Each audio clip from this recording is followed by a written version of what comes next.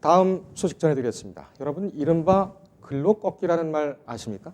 이 인건비를 줄이기 위해서 근로계약에서 정하고 있는 종업 시각에 이전에, 그러니까 종업 업무가 끝나는 시간 이전에 강제로 근로자들을 퇴근시켜서 임금을 줄이는 그런 수법입니다. 이 근로시간 꺾기를 통해 임금 18억 원을 주지하는 사업장 8곳이 적발됐습니다.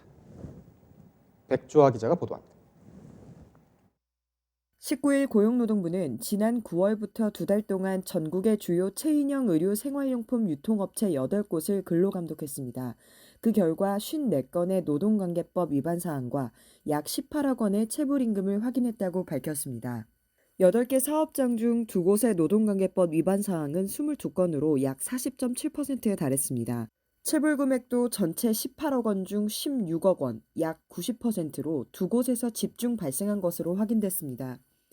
이런 점에서 일부 사업장을 제외하고는 인사 노무 관리가 양호한 것으로 파악됐다는 것이 고용부 측 설명입니다. 하지만 근로감독 대상의 절반인 4개 사업장에서 연장 야간 수당을 지급하지 않은 것으로 확인됐습니다.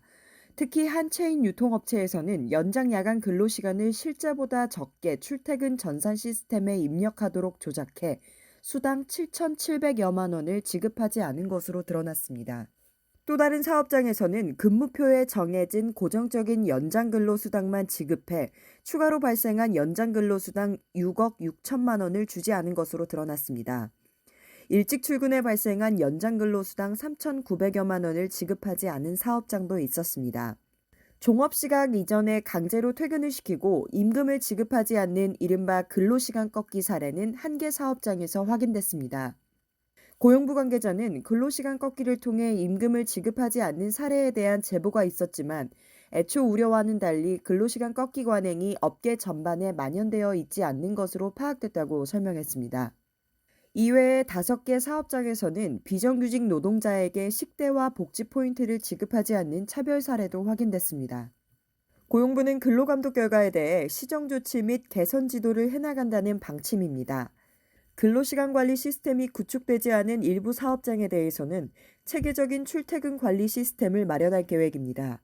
비정규직 노동자에 대한 차별적 처우 예방을 위해 인사 노무 관리 시스템을 개선하도록 권고할 예정입니다. 권기섭 근로감독 정책단장은 내년부터는 근로감독 행정체계가 개편되어 본격적으로 시행되는 만큼 노동환경이 열악하거나 노동인권의 사각지대에 있는 업종과 분야를 발굴해 선제적으로 실시하는 기획형 감독을 한층 강화해 나갈 것이라고 말했습니다. 뉴스토마토 백주아입니다.